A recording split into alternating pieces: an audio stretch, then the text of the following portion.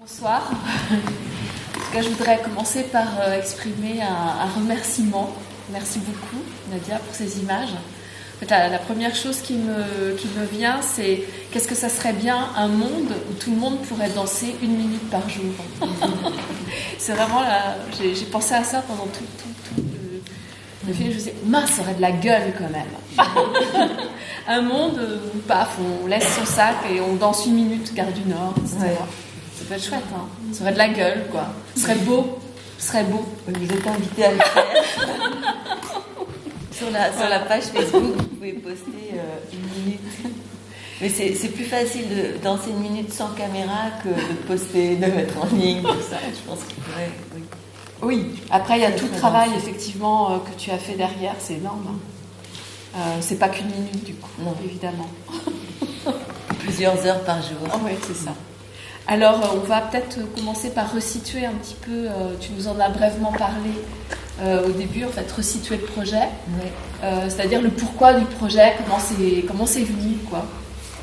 Il y a deux choses, il y a mes recherches, moi je fais de la recherche en art, donc il y a mes recherches sur le rapport sensible, perceptif aux environnements, aux personnes, à la matière, par le mouvement, par la danse, la performance. Donc il y a ce terreau-là qui est là comme base, et puis ce choc du 7 janvier où je me suis dit qu'est-ce qu'on peut faire, qu'est-ce que je peux faire, et la réponse était rien. Je peux rien faire,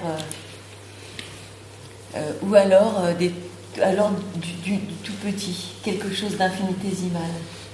Et tout d'un coup, j'ai eu ce proverbe chinois qui m'est venu en tête, goutte à goutte, l'eau finit par transpercer la pierre, ou le côté battement d'ailes de papillon, l'effet colibri. Donc, est-ce que je peux faire ça, un battement d'ailes de papillon? Je me suis dit, ça, c'est possible, avec des outils sensibles, non signifiants a priori, juste d'ouvrir un espace dans les interstices du quotidien, et puis aussi d'être avec le réel des lieux, le réel des personnes, le réel des corps. Ça, j'avais envie de ça, de ce rapport réel. Et puis en fait, voilà, ça. J'ai mis au point ce projet le 7 janvier, le jour des attentats de Charlie Hebdo, parce que je me sentais complètement directement concernée, même si évidemment c'est pas moi qui étais visée, mais si complètement moi quand même. Et donc j'avais besoin de manifester à ma façon. Ouais. Et donc j'ai mis quelques jours à démarrer, parce qu'il y a eu d'autres meurtres, enfin tueries, attentats, manifestations, donc j'ai démarré le 14. Assez vite. Oui. Le 14 janvier l'année dernière. J'étais en train de travailler chez moi et je me suis dit, bon, tu le fais ou pas? Et est-ce que tu relis, en fait, comment tu relis ce besoin de faire résonner, en fait, quelque chose qui est de l'ordre de la pulsion de vie, qui est une danse, qui est ce que tu sais faire, dans ton environnement immédiat, avec ton travail de corps? Comment tu relis les deux choses, en fait, ce qui est une relation? Il y a comment est-ce qu'on peut connecter ou interconnecter des espaces qui sont non discursifs, ou qui n'ont pas forcément ni de forme ni de signification, qui communiquent par autre chose qui en nous est individué ou achevé, qui sont des zones à la fois qui mêlent des parts inconscientes ou des parts informulées, quelque chose de comment on peut entrer en relation à partir de cet informulé en nous. Bon, bien sûr par le mouvement, ou aussi par le silence, mais pas seulement de danser avec ce qu'on ne sait pas. Donc souvent tu es en improvisation? Oui, c'est toujours improvisé. Et donc en fait tu t'appuies sur les fréquences colorées, fréquences sonores. Il y a un jeu d'habits aussi, absolument fou. Alors les jeux d'habits, je ne sais pas. Vêtements. Il se trouve que je m'habille, mais en fait, je me rends compte que ce que je porte influence. Je ne décide pas de ce que je vais porter en fonction des danses, puisque je ne sais jamais de ce que je vais faire, mais ce que je porte influence par exemple, si je porte une couleur, je vais être attirée par une complémentaire ou une couleur similaire. Donc, je vais choisir un lieu pour sa couleur. Oui, sur la fréquence colorée. Ah. Ça, c'est vraiment un des facteurs qui motivent mon choix, complètement vibratoire, la couleur. Et c'est pourquoi on a toujours l'impression que le vêtement, en fait, c'est absolument celui-là qu'il faut dans l'espace, en fait. Parce que c'est le vêtement qui va déterminer l'espace. En partie, ça arrive, quoi, ça. D'accord. Sinon, les rapports de fréquence aux personnes, aux matériaux, oui, à l'ambiance. Donc oui, ça se base beaucoup sur des fréquences. Comme une onde radio, et tout d'un coup, on synchronise, on se met sur la fréquence. Et ces fréquences, elles sont présentes dans ton travail de corps quand tu fais toutes tes recherches corporelles? Oui, il y a cette idée, en tout cas dans mon travail, et pas seulement le mien, puisque je le mène aussi avec d'autres personnes, des collectifs, de travailler consciemment avec ses parts inconscientes ou informulées. Donc d'amener complètement quelque chose qui, en même temps qu'on génère une forme, défait la forme en même temps qu'on la fait. Donc de travailler avec quelque chose qui n'est pas connu d'avance. Même si on travaille une forme, il y a quelque chose à convoquer qui est autre chose que la forme, qui n'est finalement que le moyen ou le vecteur pour quelque chose. Donc dans mon travail corporel, la forme n'est pas la destination. Ça, c'est vraiment important. C'est pas l'idée, donc, c'est pas de faire une danse ou une forme de danse ou une belle danse mais d'utiliser cette forme ou cette danse pour connecter à la vie vibratoire, oscillatoire, pour connecter à des choses entre nous qui sont autres que nos identités civiles. Voilà, quelque chose comme ça. Ouais, donc en fait, alors je vais faire des parallèles avec effectivement des choses que je connais en yoga, puisque c'est pour ça que tu m'as invitée. Oui. Et en fait, on a effectivement là des choses similaires qui se produisent, puisque le monde en fait du yoga, c'est uniquement considérer en fait la personne et son véhicule comme déjà une matière qui a un taux vibratoire, et ce taux vibratoire on va jouer avec et on va essayer de changer les fréquences de ce taux vibratoire par des techniques de respiration essentiellement, qui sont vues comme des techniques surtout d'exploration. Donc là aussi tu utilises la respiration et la couleur aussi. Et la couleur. En fait, on utilise beaucoup la respiration, la couleur, et puis aussi des mantras, forcément. Donc, aussi tout ce qui est le son. Voilà.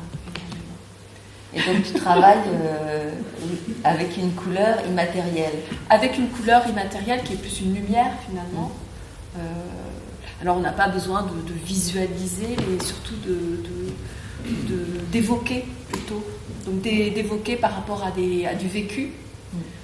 Du vécu sensoriel qu'on a déjà eu, en fait, on va évoquer une couleur rouge, mais parce que elle est reliée aussi à un souvenir. Et du coup, elle produit une émotion qui a une fréquence. Et en fait, c'est comme ça qu'on va revivre cette émotion, ou pas d'ailleurs, ou en revivre une autre. Et du coup, les émotions et tout ce qu'on ressent étant le tissu de l'énergie, on va du coup rediriger l'énergie avec la respiration pour que ça circule de façon plus fluide. Voilà.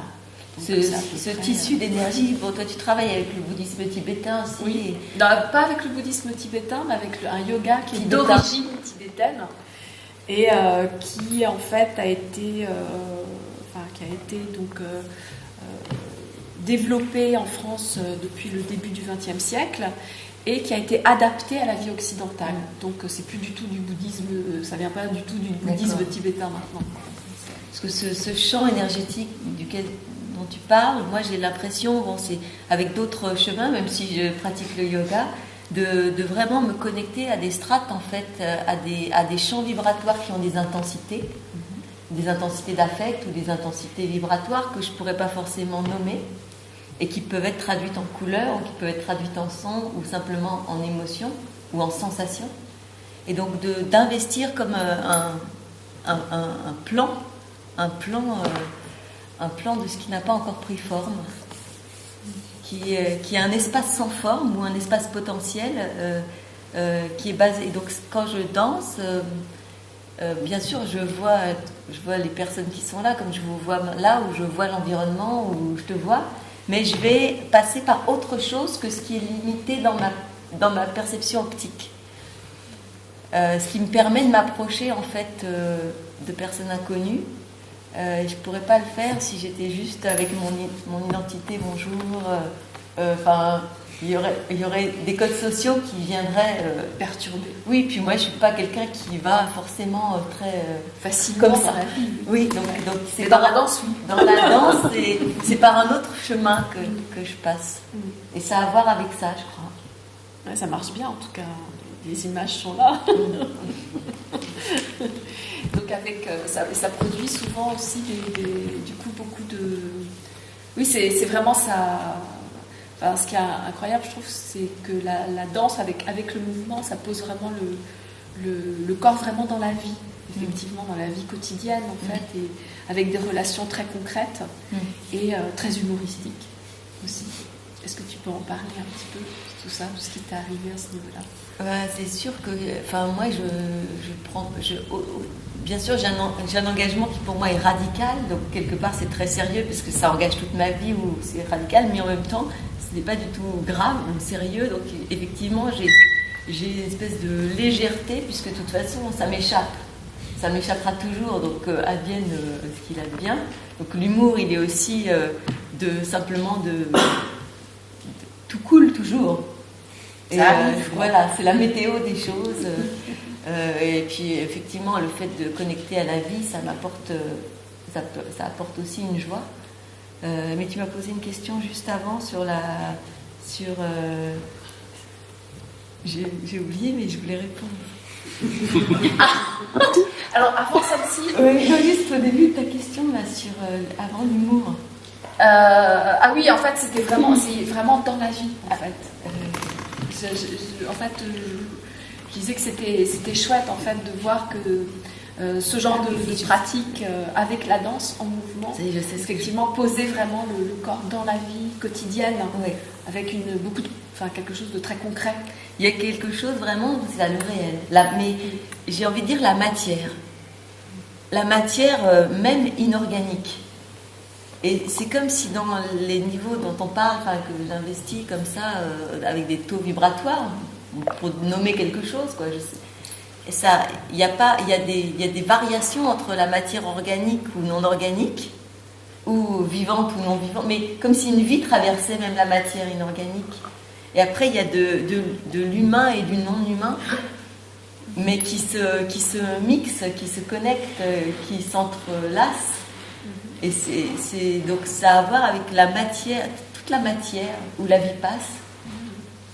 Comme une substance. Comme une substance qui après va se différencier, se singulariser, éclore de diverses façons. Et c'est avec ça que je danse. Oui, alors là, pareil, en fait, par rapport aux références que j'ai avec le yoga,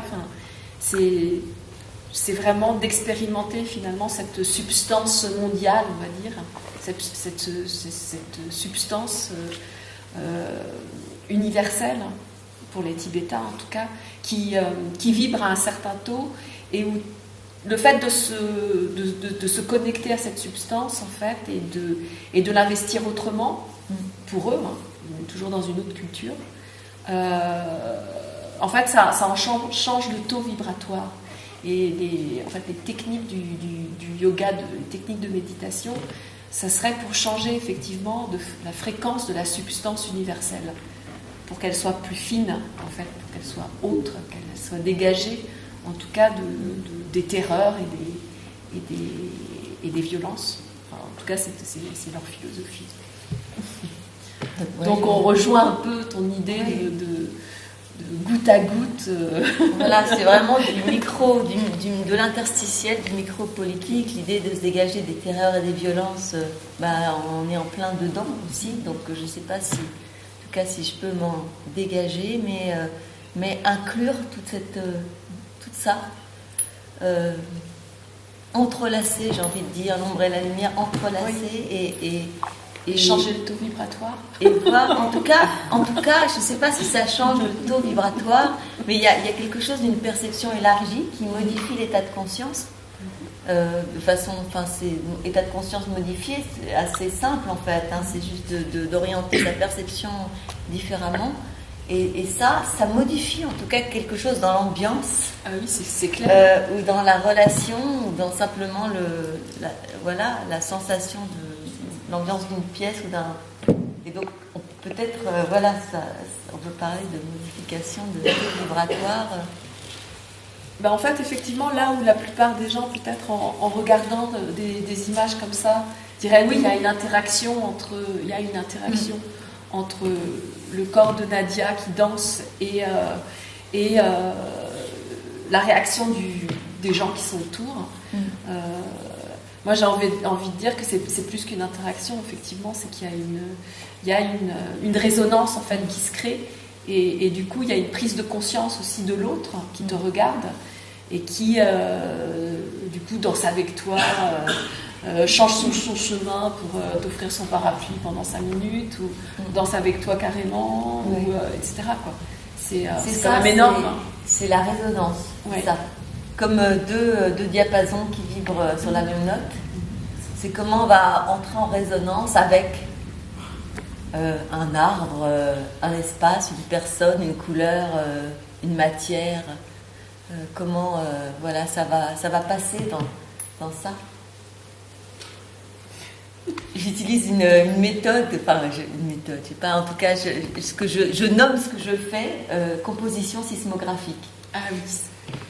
C'est-à-dire que je suis sismographe et je vais tracer en temps réel un certain nombre d'informations en direct que je reçois, qui peuvent être des sons, ce que j'entends, une voix, une musique, un chant d'oiseau, une voiture qui passe, qui peuvent être visuels, optiques, le mouvement d'une personne, un déplacement, une forme. La lumière, qui peuvent être, donc bien sûr, de toutes les modalités sensorielles, qui peuvent être aussi kinesthésiques, internes, une sensation intérieure, ou un état émotionnel qui m'arrive ou que je perçois, soit qui vient dedans, soit que je perçois, et que je vais tracer, donc quelque chose d'inconscient ou sur lequel je mets pas de mots, que je surcode pas, mais que je trace. Donc, et je vais composer entre ces différentes entrées en temps réel, comme un sismographe, pour tracer. Donc la danse est le signe ou la trace d'autre chose. Quelque chose comme ça. Peut-être... Et cette autre chose, tu le définirais comment ? Ce chant intensif, quoi. Ce chant non encore formé,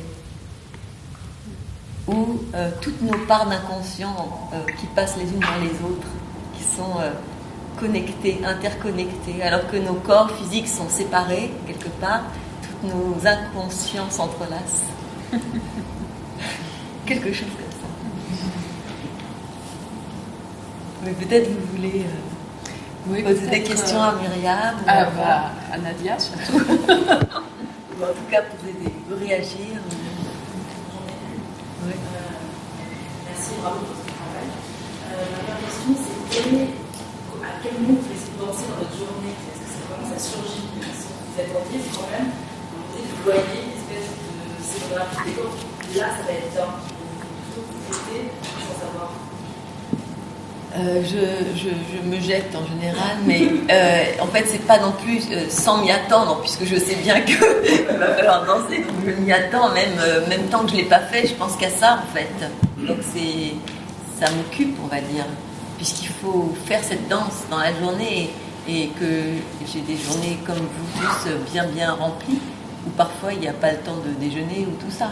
Donc faudra faire la danse dans ces interstices-là. Donc elle ne surgit pas de nulle part, mais à un moment donné, c'est maintenant ou jamais, parce que voilà, donc oui, je me jette souvent dans les choses, mais aussi, heureusement, parfois j'ai un peu plus de temps et de temps de choix, où je vais dire non, enfin, à prendre plus le temps idéalement, je ferais ça tous les jours avec plus de temps, mais c'est pas le cas.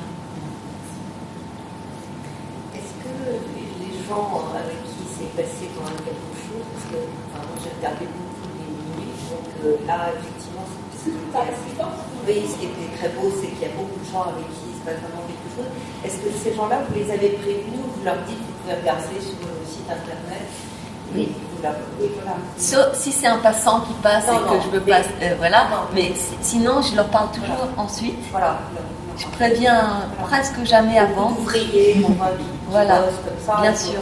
Et après, vous leur dites qu'ils peuvent. Bien sûr. Parfois, ils m'écrivent ou ils réagissent. Ça paraît, voilà, il y a quelque chose, c'est pas seulement dans l'instant, après quelque chose c'est fabrique. Oui, un lien. Et tout d'un coup, quelqu'un qui est découvert que c'était de la langue contemporaine, il y en a plusieurs qui disent ça. Je ne sais pas si. Mais en tout cas, je leur explique le projet. Et ils peuvent suivre. Voilà. Il y en a qui écrivent. Je demande très rarement, par exemple avec la femme musulmane qui portait un voile, là bien sûr je lui ai demandé, puisqu'elle s'est assise sur le banc, il a fallu lui parler 2-3 minutes avant qu'elle accepte. Parce qu'elle regardait. Oui, je lui ai demandé si elle accepterait de s'asseoir avec moi sur un banc. Ah oui, là, oui, voilà, c'est exceptionnel. En général, je ne demande pas ça. J'y vais parce que j'aime bien la réaction devant inattendue. Voilà. Mais ça m'est arrivé de demander. Et les enfants, par contre, là, il n'y a pas besoin de... Je les avais même pas vus. En fait, ils sont venus. Parce que les enfants, je peux pas les filmer. Non, mais même, je peux pas filmer les enfants dans l'espace public parce que c'est pas possible. Il va y avoir un parent qui va me sauter dessus immédiatement. Donc je peux pas. Enfin, avec les adultes, je le fais. Je pose ma caméra et puis se défendre tout seul. Mais les enfants, je me sens pas. Enfin, j'ose pas. Non, mais ils viennent. Là, ils sont venus. Voilà. Là, ils sont venus. Donc c'était un cadeau. Exact. Eux dansent. Oui. Moi, j'ai une petite question. C'est de savoir si vous filmez vraiment 1 minute. Si on a vu toute la prise, entre guillemets. Et si après, vous avez un travail de montage, vous gardez un moment que vous avez préféré. Parfois, je fais plus qu'1 minute et je coupe. Mais il n'y a pas de montage. C'est-à-dire qu'il n'y a pas d'assemblage de différentes parties. Ça peut être plus c'est assez visible, hein, enfin, pour quelqu'un qui... Oui, c'est pas... Ouais, il n'y a pas de montage, jamais, vraiment, donc mais on voit, quoi. Je me demandais si c'était pas les meilleurs moments. Et... ça serait presque plus facile pour moi. Ça me soulagerait parfois. que les meilleurs moments. Non, c'est là, c'est avec toute l'imperfection et tout ce qu'il y a dedans, c'est comme ça. Okay. Ça fait partie des trucs. Donc je fais 1 minute et quelques. Donc le moins, la danse la plus courte fait 1 minute pile. Ça fait jamais 59 secondes. C'est un espèce de protocole que je me suis donné. D'accord. Et le plus, c'est 1 minute 55. D'accord. Comme celle d'aujourd'hui qui a atteint le maximum de 1 minute 55. Et j'ai le froid dans le dos, quoi. Quand je dis à 1 minute 55, je me dis que j'exagère vraiment. Mais voilà, c'est la limite. C'est 1 minute et quelques, quoi. Merci. Oui.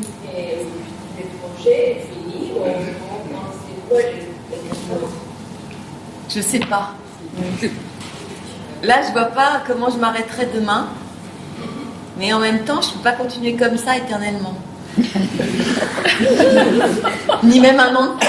Enfin, c'est tellement énorme ce que ça m'a demandé, ça m'a tellement mis sur les genoux quelque part, mais ça m'a apporté beaucoup aussi, que à ce rythme-là, pendant 1 an encore, je ne vois pas comment c'est envisageable. Mes amis non plus d'ailleurs. mais en tout cas, et comme je ne peux pas m'arrêter, je ne sais pas. Il faut que je pense à ce que je vais faire avec. Je ne veux pas décider trop vite, j'en sais rien. Goutte à goutte, en même temps, c'est une expérimentation. Parce que goutte à goutte, l'eau finit par transpercer la pierre, mais je me dis aussi, goutte à goutte, tu te prends la pierre tous les jours. Enfin,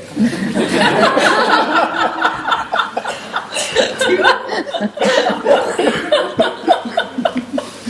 Donc il faut trouver je sais pas, une question que je pose, j'ai pas la solution, mais comme dans les danses, je sais jamais ce que je vais faire à l'avance, si ce n'est que je sais pourquoi je le fais.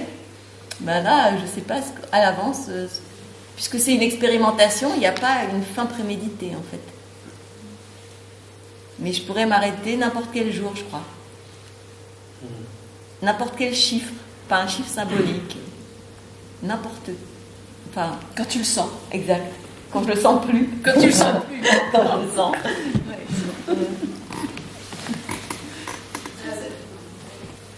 Je voulais vous dire merci et merci aussi d'avoir fait que cette conversation est gratuite. J'avoue que ça fait partie de. Je trouve que c'est génial. Et aussi, ça m'a fait penser à une phrase qu'on m'avait dit. On m'avait dit, tu sais pourquoi il y a des moines qui méditent dans le monde tout le temps? C'est pour que s'il y a une personne sur Terre qui peut méditer, elle n'est pas seule. Et du coup, quand j'ai vu ça, je me suis dit, si moi je veux danser, je sais que je ne serai pas toute seule. Et je vais vous poser la question, quelle est la chose que vous avez découverte de plus important après un an de cette pratique? Sur moi-même. Et en fait, il n'est pas tellement question de moi. Et il n'est même pas question de moi.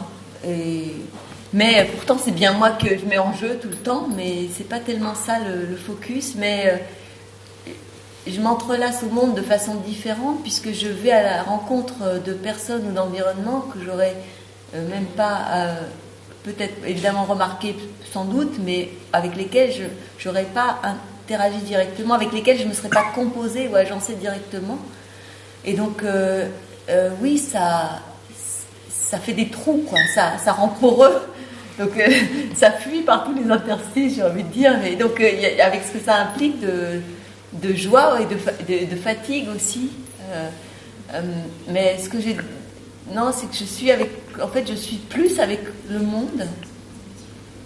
C'est assez paradoxal, c'est que ce projet, en même temps qui me met en relation très intense avec le monde, avec des inconnus, avec les personnes, me coupe du monde aussi, parce que je n'ai plus de temps pour mes amis, pour plein de choses, j'ai pas le temps, puisque je suis toujours en train de faire cette minute de danse et tout ce qu'il y a autour, c'est-à-dire la mise en ligne qui peut prendre jusqu'à 5 heures parfois, avec tous les trucs, quand ça va mal, avec les trucs techniques et le son et tout ça, ça peut prendre 5 heures de la journée, donc je dors, enfin, tout ça. Donc ça me coupe d'une partie de ce que je pourrais vivre, mais en même temps, ça me fait vivre autre chose.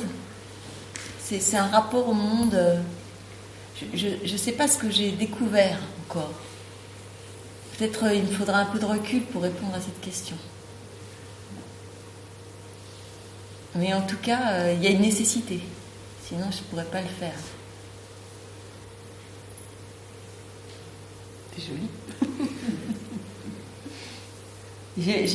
J'ai assisté à, enfin, je ne sais pas si vous connaissez le travail de Myriam et ses spectacles, mais moi je vais voir son travail et j'ai eu la chance une fois de participer à une séance de yoga. Et Myriam, elle travaille avec justement des images mentales aussi, vibratoires, des partitions immatérielles et du yoga. Moi, je suis aussi formatrice en yoga, même si je ne donne pas de cours directement, j'ai fait ce chemin. Et c'est complètement étonnant comme une matière commune comme ça, parce que je pense vraiment qu'il y a une matière commune, c'est ce qui m'a donné envie de parler avec toi aujourd'hui, ne prédétermine pas des esthétiques ou des façons de faire, puisqu'à partir des mêmes champs, toi tu vas vers une lenteur infinie. Tout à fait. Et toi, pas du tout. Mais moi, pas spécialement. Même, j'ai bien aimé aussi tous les petits mouvements de tremblement. De tremblement. Oui, ça c'est un travail que je mène depuis un certain temps, et aussi avec le corps collectif, travaille sur le shake, le tremblement, des états de transe aussi, qui modifient la conscience, enfin qui amènent des informations dont on ne sait pas exactement ce qu'elles sont, mais qui passent par nous et qui nous font faire des choses qu'on n'aurait pas imaginé faire, qui nous transforment quelque part. Et donc il ne s'agit pas de soi, encore une fois, mais ça passe bien par soi. On est un tuyau. Quelque part, Un tuyau. un récepteur, un capteur. Un capteur. J'ai trouvé super ce que vous faisiez. Moi, je suis pas annonceur, je ne connais pas trop la danse, mais vraiment un doigt que tu peux te fasse lancer. Et c'est vrai qu'on sent vraiment qu'il y a une inséparabilité entre vous et votre environnement. Est-ce que ça vous vient de façon naturelle ou c'est le fruit d'un. Peut-être, je sais, très longtemps de vos expériences en danse que vous avez faites. C'est vrai que quand on regarde, par exemple, quand vous êtes dans l'eau, vous êtes vraiment le mouvement de l'eau ou avec les gens, même si les gens par moments sont assez stoïques, vous êtes quand même avec les éléments, c'est assez. Ouais, je trouve ça super, quoi. Si, c'est le travail somatique, c'est le travail de la sensation qui fait que je pense on rentre en résonance avec la matière, les personnes, les ambiances ou les sensations. Mais vraiment, je peux dire qu'aussi la technologie est très importante, parce que le fait que ça soit en ligne tous les jours, à partir du moment où je vous ai découvert, c'était comme un rendez-vous, je ne pouvais pas m'en passer. Quand j'avais manqué 3 jours, je me disais, et ça manque, et il faut que je suive l'affaire. Et c'est ça, c'est quand même, c'est autre chose qu'une séance comme ça, qui est très chouette aussi, collective, mais voilà, pouvoir regarder ça à 2h du matin, c'est quand même assez étonnant. Ça, c'est vraiment super. Il y a des personnes comme vous qui suivent beaucoup et qui m'écrivent et il y a des échanges. Et ça fait partie aussi du projet, de créer de la relation. Et puis, c'est comme un journal. En fait, oui, mais ça, je n'avais pas anticipé ça. C'est qu'en fait, il y a une historicité de ce que je suis en train de faire, un journal qui va mélanger des choses personnelles, mon cher journal, et les états du monde et ce qui se passe dans le monde. Et donc ça, je l'ai remarqué seulement il y a 1 semaine ou 2, au bout de presque 1 an, où je me suis dit, tiens, ça se tisse de choses collectives, du monde, de ce qu'on traverse collectivement. Et en ce moment, depuis 1 an, et puis pas seulement, et puis c'est pas fini, la période est quand même assez particulière.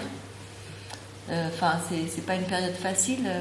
Et donc, on est tous en train de vivre cet état de transformation ou de chaos partiel. Mais en même temps, il y a des très belles choses de connexion, d'être ensemble qui émergent de ça.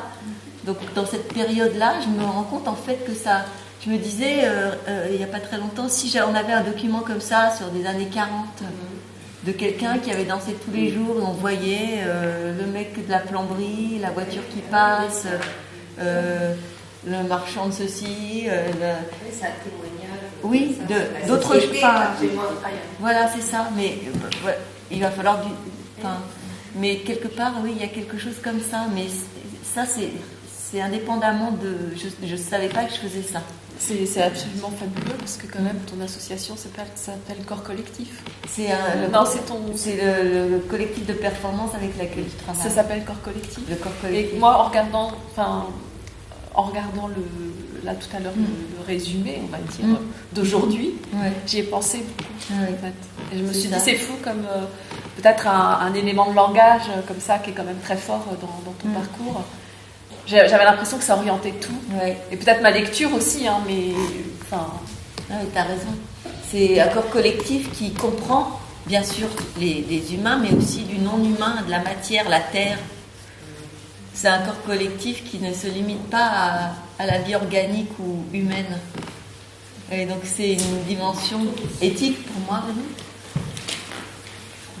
Oui, qui est fort dans ton travail, même la première fois qu'on s'est rencontrés, quand tu travaillais sur ta thèse, déjà, c'était vraiment quelque chose dont tu parlais, qui était présent, qui est présent chez toi depuis très longtemps, j'ai l'impression. Oui, que j'ai formulé avec le temps, mais je pense que ça l'était même de façon obscure. Ouais. Vous avez fait du buto, je suppose, non? Vous avez pratiqué le buto? Un petit peu, mais pas vraiment, un peu. Mais j'ai beaucoup, non, pas tellement, mais un peu, mais j'ai beaucoup d'affinité avec certaines des dimensions de recherche du buto. Notamment les connexions vibratoires à la nature, aux environnements, aussi des lignes de vie et des lignes de mort qui se croisent,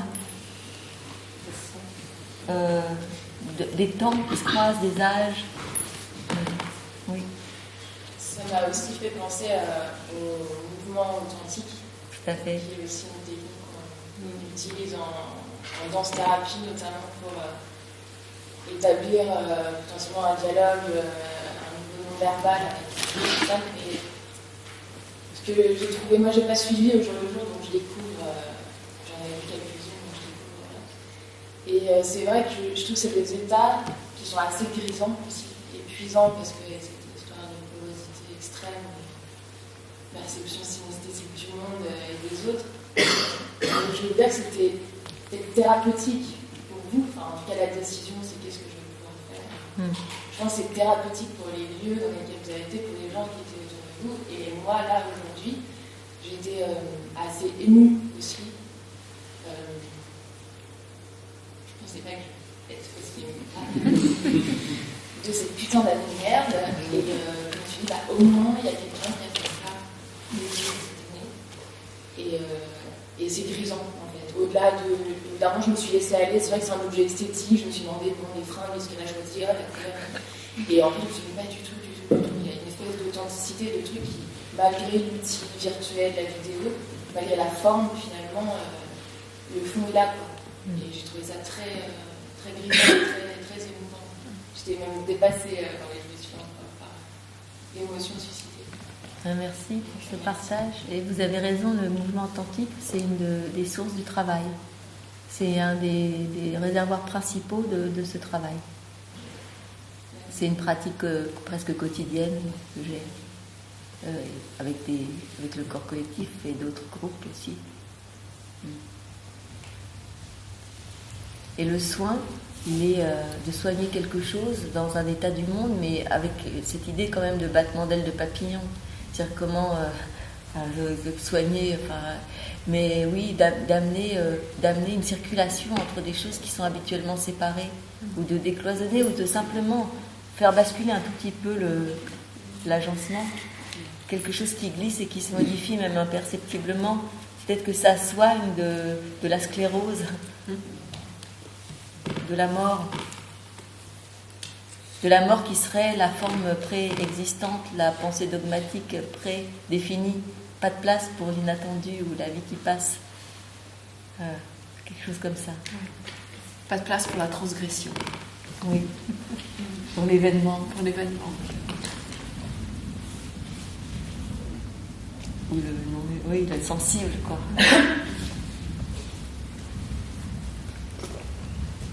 Et est-ce que vous aviez une pratique quotidienne Ah oui, bien sûr. De danse, oui.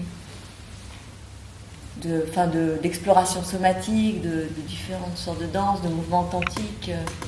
Oui. Mais pas du tout dans une idée de me filmer. Ça aussi, c'est... Bon, je vais peut-être pas parler de ça maintenant, mais ça aussi, c'est pas évident pour moi. Parce que ça va à l'encontre de tout ce que j'ai fait jusqu'à présent.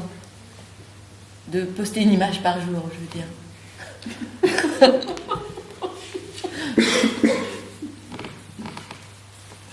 Bravo et merci. Je trouve que ça représente vraiment un art à part entière et nouveau, très novateur. C'est hyper intéressant de découvrir ça. Et en fait, ce qui m'a impressionné, c'est le contraste entre quelque chose de très maîtrisé, aussi bien dans le choix des couleurs qui sont parfois hyper accrochantes, le bleu indigo dans le garage. Il y a certaines couleurs, je crois que c'est la deuxième vidéo où vous êtes dans une chambre avec une affiche rouge et une arbre gris super. Enfin, vraiment, il y a une maîtrise des lieux, des couleurs, du cadre, de la mise en scène, et en même temps, ça contraste avec une authenticité à lâcher prise dans votre mouvement, dans votre lien à l'environnement. Et enfin, tout ce contraste crée en tout cas pour celui qui regarde la vidéo, crée un pur plaisir, une vraie richesse. Une vraie richesse parce que s'il y avait uniquement le côté maîtrisé, ce serait beau, mais pas touchant. Et s'il y avait quel côté lâcher prise, authenticité, ce serait ce serait plaisant à regarder au moment présent, mais là vous créez quelque chose d'universel en fait, qu'on pourra regarder, c'est des traces ici.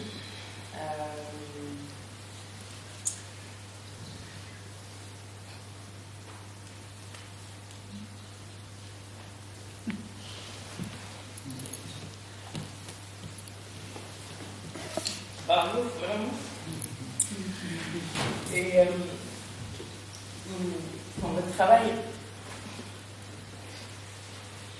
votre travail mérite d'être connu, à être encore vraiment plus connu que c'est déjà un début, c'est pareil, c'est la goutte d'eau.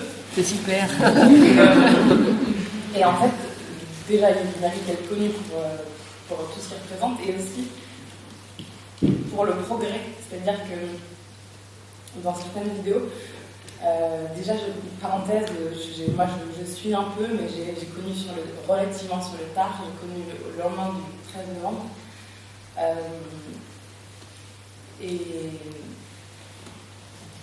Et en fait, je pense qu'il mérite aussi d'être connu. Et voilà, ce que je veux dire, c'est que j'avais vu que 2-3 vidéos, donc c'était très agréable de découvrir aussi. Et ce que je voulais dire, c'est que dans ces vidéos, on voit parfois l'environnement, la gare, le métro, on voit quand même des comportements sociaux. Vous ne dénoncez rien, vous ne montrez rien, mais on voit que certains comportements sont quand même des gens qui réagissent pas. En fait, je pense qu'ils ressentent beaucoup de choses, mais sur leur visage, sur leur corps, il n'y a rien. Certaines personnes, il ne se passe rien. Et c'est pour ça que je dis qu'il y a une notion de progrès, parce que certaines personnes ont envie de leur dire exprimez-vous, faites quelque chose, souriez, moquez-vous, mais faites quelque chose. Et on sent ces corps engoncés, on sent ces corps qui sentent, mais qui ne s'expriment pas. Et alors que vous, à côté, voilà, c'est là aussi il y a un contraste qui est super intéressant. Et voilà, je pense que vous méritez aussi d'être connu pour ce côté de progrès. À chacun aussi de s'exprimer n'importe quand. Il n'a pas besoin de lever la main pour le faire, il n'y a pas besoin d'avoir des espaces pour le faire. Il faut pouvoir le faire. Voilà, j'avais envie de parler de cette chose, et parfois certaines de vos vidéos m'ont fait penser à des films de Jacques Tati. Alors je pense que c'est pas du tout fait exprès, mais on m'a dit Buster Keaton. Mais je pense que les gens qui ne réagissent pas comme ça, moi ça me touche beaucoup. Et je me suis beaucoup posé de questions parce que parfois j'y vais très fort quand même. Je m'assois sur eux, je me couche sur leur table, je monte dessus, enfin je fais des trucs incroyables, il n'y a aucune réaction. Et à certains moments, je me dis, mais je suis invisible en fait. Et donc je joue avec ça, mais je pense que simplement dans cette idée qu'on ne pourrait approcher que les choses qu'on a déjà codées, ou qu'on connaît, ou dont on sait ce qu'on pense, ou dont on sait ce que c'est. Là, il n'y a pas de codage. Pour certaines personnes, il n'y a pas de codage prédéterminé, donc on ne sait pas trop ce que c'est. Oui. Donc dans le doute, on ne bouge pas. Je pense qu'il y a quelque chose comme ça. Et après, quand je leur dis, parce qu'après je leur parle à ces gens qui sont comme ça, et donc je leur dis, ah d'accord, c'est ça. Et donc ça y est, maintenant qu'ils ont des mots pour définir ce que c'est, tout d'un coup ils s'animent. Donc la relation qui a peut-être pas lieu, enfin qu'on ne voit pas forcément, enfin il y a quand même relation, mais la réaction de la personne qui se voit pas forcément à la vidéo, elle a lieu quand même après. Avec la parole, par exemple. C'est pas une porte d'accès, c'est pas forcément la porte d'accès, c'est ça. Je sais pas, il y a plusieurs. Ou alors, je les vois pas parce qu'ils sont passés et m'ont ignoré. Comme il y en a une dans un train que j'ai pas montré où je tombe au pied d'un homme qui passe et il m'enjambe sans se retourner. Et là, je le jette et il passe sur le scooter. Il n'y a aucune question. Il ne se demande même pas ce qu'il est. Et ni après d'ailleurs. Ça m'amuse. Hein. C'est très. Personne ne te demande en mariage là, pendant un an? Non.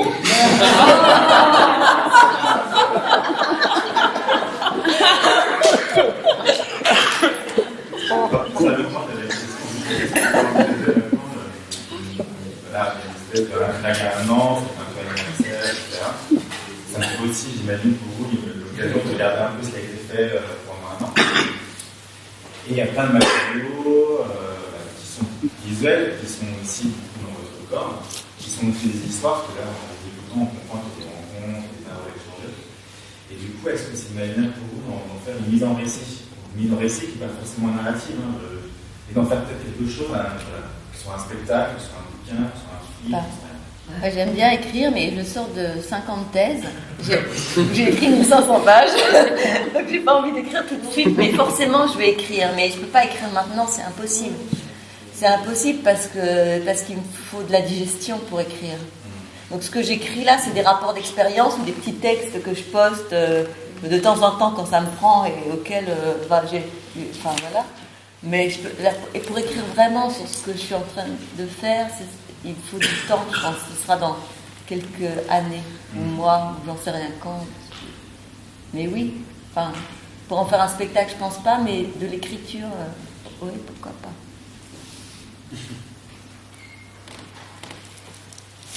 Voilà, je sais pas quel vous en est. Ok, je pense que c'est bon. Merci à Mika Danse, à Christophe, à Émerancienne, à Chantal et aux régisseurs qui nous ont accueillis. Merci à tous d'être venus. Merci.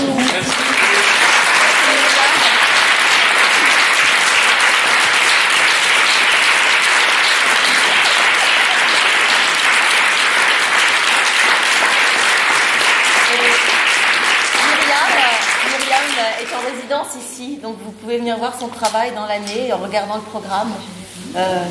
Pour voir aussi ce qu'elle apporte avec cette dimension qui est très, très forte. Merci beaucoup. Merci.